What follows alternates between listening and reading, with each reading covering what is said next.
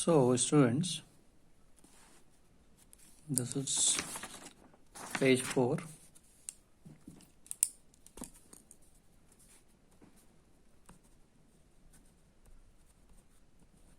Now see, NFIA क्या है? FIFA minus FITA. एक चीज और देख लीजिए, ये जो फैक्टर फीफा था that is factor income earned from abroad. हमें मिला है ये पैसा, हमने कमाया बाहर जाके. और जो फीटा है it is factor income to abroad. इसका मतलब हमने ये पे किया है, दिस इज पेड. लेकिन हम अर्न और पेड नहीं लिखते. ओके तो ये फीफा होता है, ये FIEFA नहीं है, ये FIPTA नहीं है, दिस इज फीटा और फीफा. आप इसको याद करने के लिए इसको ऐसा नाम रखा गया है. So FIFA is factor income from abroad, मतलब हमने अर्न करी है. And FITA is factor income to abroad, यानी हमने पे किया है. Clear? So NFIA is FIFA minus FITA. Okay now suppose FIFA 1500 रुपये, हमने पैसे कमाए 1500 बाहर जाके, और बाहर वालों ने यहाँ आके पैसे कमाए 1000 रुपये. यानी हमने पेमेंट किया 1000 और हमें पैसा मिला बाहर से 1500. तो नेट किसकी जेब में आया? हमारी जेब में, क्योंकि हमने ज़्यादा कमाया. तो NFIA यानी net factor income from abroad is positive. तो NFIA can be positive. The reverse case, हमने 1500 कमाए बाहर जाके और बाहर वालों ने यहाँ के 2000 कमाए, यानी कि हमने उन्हें 2000 रुपये का पेमेंट दिया, तो हमें कम मिले और उन्हें ज़्यादा मिले, तो हमारे लिए NFIA नेगेटिव हुआ, यानी माइनस में आया. तो NFIA पॉजिटिव भी हो सकता है और नेगेटिव भी हो सकता है.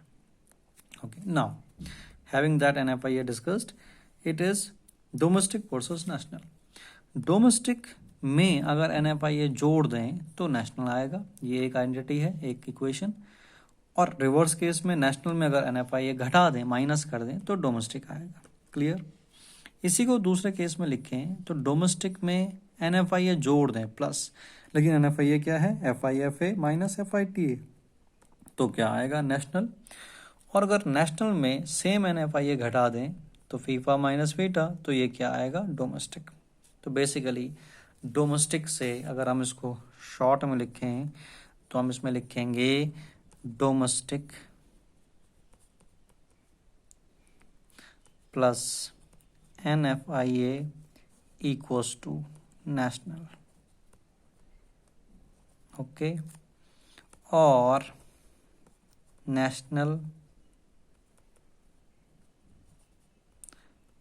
Minus NFIA equals to domestic. Okay, so this is domestic versus national. Domestic क्या है? जो विद इन टेरिटरी है, बनाया गया है विद इन टेरिटरी. किसने बनाया? कोई मतलब नहीं है. नेशनल क्या है? रेजिडेंट ने बनाया होना चाहिए, चाहे जहां मर्जी बनाया हो. नेशनल में कहाँ बनाया ये इम्पोर्टेंट नहीं है, क्या इम्पोर्टेंट है? किसने बनाया.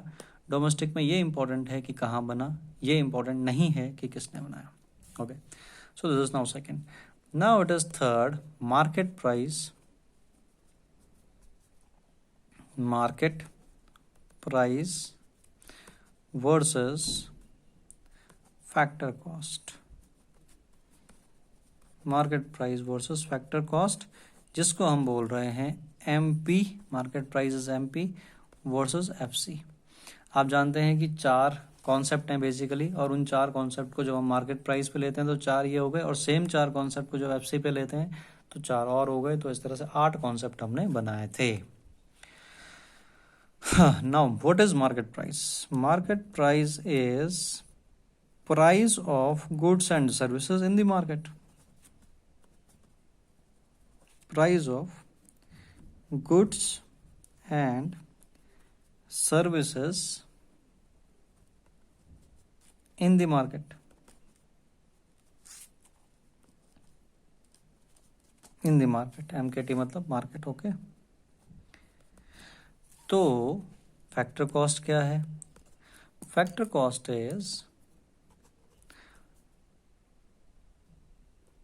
Cost of factor input.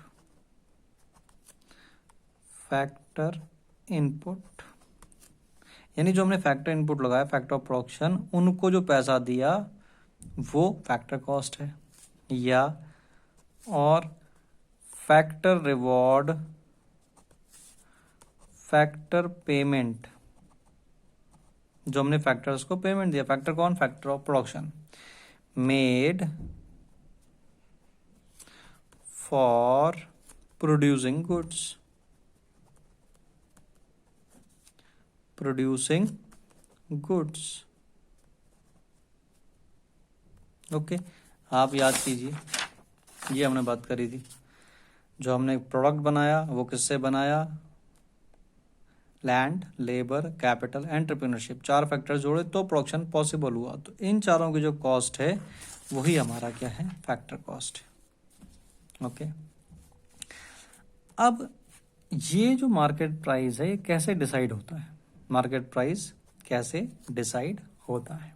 Okay, so market price कैसे डिसाइड होता है, किसी भी सामान का बेस प्राइस होता है जिसको हमने क्या बोला, फैक्टर कॉस्ट, ये वाला फैक्टर कॉस्ट। इस पे सरकार टैक्स लगाती है, जो टैक्स गुड्स और सर्विस पे लगता है उसे इनडायरेक्ट टैक्स बोलते हैं, इसलिए आज के बाद हम इसे आईटी बोलेंगे, इनडायरेक्ट टैक्स। तो सरकार इस पे टैक्स लगाती है, और कभी कभी सरकार कुछ छूट भी देती है, जैसे राशन की दुकानों पे हमें सामान, राशन या मिट्टी का तेल, केरोसिन ऑयल, ये सारा छूट पे मिलता है, थोड़ी सी डिस्काउंट में मिलता है, उस डिस्काउंट को बोलते हैं सब्सिडीज। तो कोई भी सामान जब बेस कॉस्ट पे बनता है, वो बेस कॉस्ट उसकी फैक्टर कॉस्ट है, इसके ऊपर सरकार टैक्स लगाती है जिसको हम इनडायरेक्ट टैक्स बोलते हैं। और सब्सिडीज, अगर कोई छूट सरकार ने दी है तो सब्सिडीज माइनस करते हैं। यानी माना किसी चीज़ का गुड का फैक्टर कॉस्ट, किसी गुड का फैक्टर कॉस्ट 200 रुपये है, सरकार ने इसके ऊपर 50 रुपये का टैक्स लगाया, और सरकार को लगा कि बहुत महंगा हो गया, तो सरकार ने 10 रुपये की छूट इस पर दे दी, सब्सिडीज। तो इस तरह से इसका मार्केट प्राइस बनेगा, जो मार्केट प्राइस बनेगा एमपी, वो बनेगा कितना रुपया, 240 रुपये। कैसे, 200 प्लस 50, 250 माइनस 10, 40 रुपये। क्लियर। तो ये जो पोर्शन है that is indirect tax, indirect tax minus subsidies, subsidies, इसको शॉर्ट में, इनडायरेक्ट टैक्स माइनस सब्सिडीज, इसको शॉर्ट में बोलते हैं net indirect tax, net indirect tax. यानी कि इसको शॉर्ट में बोलते हैं एनआईटी। क्या बोलते हैं, एनआईटी, ये याद रखना है। ओके, इसे शॉर्ट में बोलते हैं एनआईटी। क्लियर। तो नाउ द आइडेंटिटी इज, अगर आपके पास फैक्टर कॉस्ट है और इसमें आप एनआईटी जोड़ दें तो आपके पास आएगा market price. This is next thing, this is equation number 1 या इक्वेशन नंबर 5। और मार्केट प्राइस में एनआईटी घटा दें तो आपके पास आएगा factor cost. This is 6। Clear. इसी बात को हम दूसरे शब्दों में लिख सकते हैं, this is factor cost plus bracket में indirect tax minus subsidies equals to MP. Clear. FC plus indirect tax minus subsidies equals to MP, यानी फैक्टर कॉस्ट में एनआईटी जोड़ दिया तो एमपी आ गया मार्केट प्राइस। और मार्केट प्राइस में इनडायरेक्ट टैक्स माइनस सब्सिडी घटा दिया, माइनस कर दिया, तो ये आ गया factor cost. Clear. So this is the basic case, factor cost में एनआईटी जोड़ दिया तो मार्केट प्राइस आया, मार्केट प्राइस में एनआईटी जोड़ दिया तो फैक्टर कॉस्ट आया। और same thing can be said as, factor cost में इनडायरेक्ट टैक्स या सब्सिडीज यानी एनआईटी जोड़ दिया तो एमपी आया, और एमपी में एनआईटी जो कि इनडायरेक्ट टैक्स माइनस सब्सिडी है घटा दिया तो फैक्टर कॉस्ट आया। इस तरह से जो आपके पास 3 कॉन्सेप्ट हमने बनाए, वो 3 कॉन्सेप्ट इंपॉर्टेंट कॉन्सेप्ट्स हैं। कौन कौन से कॉन्सेप्ट बनाए थे, 3 कॉन्सेप्ट, वो 3 कॉन्सेप्ट हैं। पहला ग्रॉस वर्सेस नेट। ओके, छुपा हुआ क्या है, डेप्रिसिएशन। इक्वेशन क्या बनेगी, अगर हम ग्रॉस में डेप्रिसिएशन माइनस कर देंगे तो आपके पास आ जाएगा नेट, और अगर हम नेट में क्या डेप्रिसिएशन ऐड कर देंगे तो क्या आ जाएगा gross. This is one thing, clear.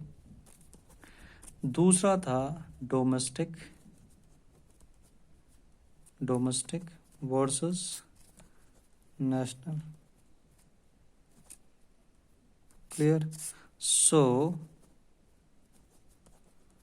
Domestic में प्लस कर दें NFIA तो क्या आएगा नेशनल, ठीक है। और अगर नेशनल में माइनस कर दें NFIA तो वो क्या आ जाएगा domestic, clear. This is equation number 2। Domestic में NFIA जोड़ दें नेशनल में NFIA घटा दें डोमेस्टिक। नाउ इसी में देखते हैं NFIA क्या है। NFIA है फैक्टर इनकम फ्रॉम अब्रॉड, यानी अर्नड फ्रॉम अब्रॉड, यानी रिसीव्ड फ्रॉम अब्रॉड, फ्रॉम है ये इसलिए हमें मिला है, minus factor income to abroad, हमने पेमेंट दिया तो उनको मिला, हमने दिया। ओके, सो इन दोनों का डिफरेंस को क्या बोलते हैं NFIA, क्लियर। रेजिडेंट कौन है, कोई भी आदमी जो भारत देश का हो, जो यहाँ रहता है और जिसका इकोनॉमिक इंटरेस्ट यहाँ पे हो। Third thing is market price versus factor cost. तो मार्केट प्राइस में नेट इनडायरेक्ट टैक्स घटा देंगे तो फैक्टर कॉस्ट आएगा NIT, और अगर फैक्टर कॉस्ट में NIT जोड़ देंगे तो आएगा market price. This is equation number 3, clear. जहाँ पे कि NIT क्या है, NIT is indirect taxes minus subsidies, indirect taxes minus subsidies. तो ये 3 चीज़ें हैं और इस पूरी थ्योरी पे 4 नंबर का क्वेश्चन आता है, और वो 6 नंबर का क्वेश्चन अलग से मैं बोल रहा हूँ, जो मैंने कहा था 6 नंबर का क्वेश्चन आएगा वो अलग है, और कभी कभी इस पे ही केवल 4 नंबर का क्वेश्चन आ जाता है। अब इस पे हम क्वेश्चन सॉल्व करेंगे कुछ। तो this is the third video for today. आप इन तीनों को देखिए, कल मैं इन पे क्वेश्चन सॉल्व करेंगे और फिर आगे प्रैक्टिस करेंगे। Thank you.